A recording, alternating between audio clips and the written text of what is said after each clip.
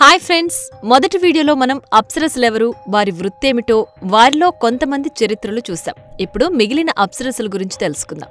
వీరిలో ముందుగా ఘృతచి. ఈమె ఇంద్రుని ఆస్థానంలో అత్యద్భుతమైన అప్సరస. ఈమె ద్రోణాచార్యుడు మరి సుక ఋషికి ఆధ్యాత్మిక తల్లి. రెండు సందర్భాలలోనూ వారి పుట్టుకకు కారణం ఘృతాచినే. భరద్వాజ మహర్షి ఈ ఘృతాచి యొక్క పాక్షిక నగ్న రూపాన్ని చూసినప్పుడు అతని శరీరం నుంచి అతని వీర్యం విడుదలైంది. దానిని అతను ఒక నీటి పాత్రలో నిల్వ చేస్తాడు. ఆ పాత్రలో నుంచి జన్మించినవాడే ద్రోణాచార్యుడు, కౌరవ పాండవుల గురువు. వ్యాస మహర్షి ఈ ఘృతాచి యొక్క అందమైన రూపాన్ని చూసినప్పుడు అతను ధ్యానం కోసం అగ్నిని సిద్ధం చేస్తాడు. ఘృతాచి తనను తాను చులుకగా మార్చుకుంటుంది. ఋషి యొక్క వీర్య ద్రవం ఆరని కర్రలపై పడుతుంది. దాని నుంచి సుక మహర్షి జన్మిస్తాడు. అద్రిక ఒక ఋషి శాపం వల్ల చేపగా మారి సత్యవతి మరియు ఆమె కవల సోదరుణ్ణి ప్రసవిస్తుంది. మధుర ఈమె శివుని పట్ల ఆకర్షితురాలై కైలాసంలో పార్వతీ లేనప్పుడు అతనిని మోహింపచేయడానికి ప్రయత్నిస్తుంది. శివుడిని మోహింపచేయడానికి ప్రయత్నిస్తున్న ఆమెను పార్వతీ పట్టుకుని కప్పగా మారమని శపిస్తుంది. 12 సంవత్సరాలకు శాప విమోచనమవుతుందని చెబుతుంది. ఆ తరువాత ఆమె రావణుడిని వివాహం చేసుకున్న మండోదరి అనే అందమైన కన్యగా మారుతుంది.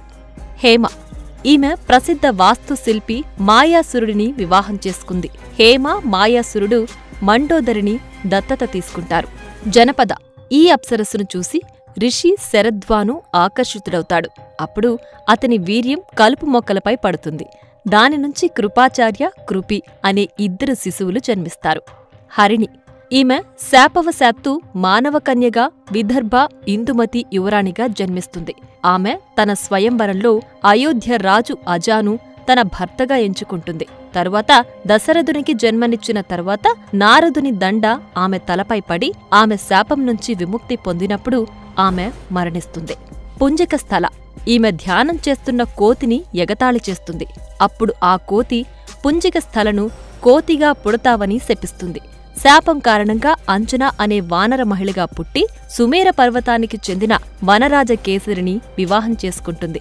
భగవంతుడి ఆశీర్వాదంతో ఆమె రుద్ర అవతారం హనుమంతునికి జన్మనిస్తుంది.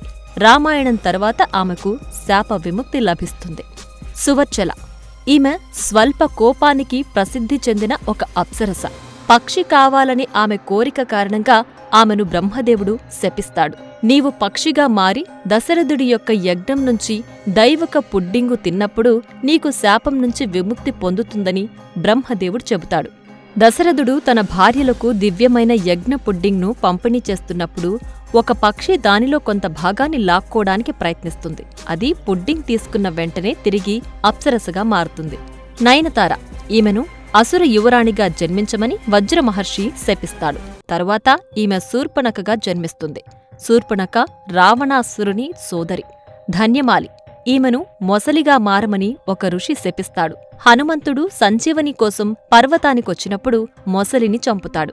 అప్పుడు ధన్యమాలికి శాప విముక్తి కలుగుతుంది. దుందుభి ఈమెకు ఇతరులు ఆనందంగా ఉంటే అసూయ.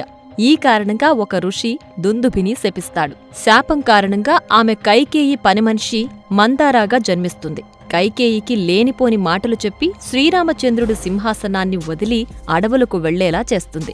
రాముడు పట్టాభిషిక్తుడు అయ్యాక ఆమెకు శాప విముక్తి లభిస్తుంది. మాలిని ఈమె ఒక ముని శాపం కారణంగా తక్కువ కుల మహిళ శబరిగా జన్మిస్తుంది. వనవాసంలో శ్రీరాముడు శబరి ఎంగిలి పండ్లను తిని ఈమెకు శాప విమోచనం కలిగిస్తాడు.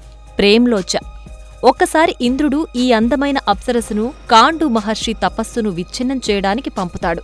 ప్రేమ్లోచ అందానికి పరవశుడైన కాండు మహర్షి ఆమెతో 1000 సంవత్సరాల పాటు శృంగార కార్యకలాపాలు నిర్వహిస్తాడు. ఆ 1000 ఏళ్లు అతను దైవారాధనను, సంధ్యారాధనను వదిలి ప్రేమ్లోచతో కామకలాపాలు సాగిస్తాడు. హఠాత్తుగా ఒకరోజు అతనికి తన తపస్సు గుర్తుకొచ్చి 1000 ఏళ్ల కాలం గడిచిపోయిందా అని ప్రేమ్లోచనని కోపగించుకుంటాడు. అతని కోపాన్ని చూసిన ప్రేమ్లోచ భయాందోళనకు గురై చెమట పట్టడం ప్రారంభిస్తుంది. అప్పుడు ఆమె చర్మ రంధ్రాల నుంచి మారిషా అనే అందమైన అమ్మాయి జన్మిస్తుంది. తరువాత మారిషా ప్రచేతులను వివాహం చేసుకుంటుంది. మొత్తంగా అప్సరసల చరిత్ర. అప్సరసలందరూ ఋషులకు, దేవతలకు కామభోగాలు అందించడంతో పాటు వారి శాపాలకు గురయ్యారు. వీరివి అందం చాటున దాగిన విషాద కథలు. For more videos like this, subscribe Big TV channel.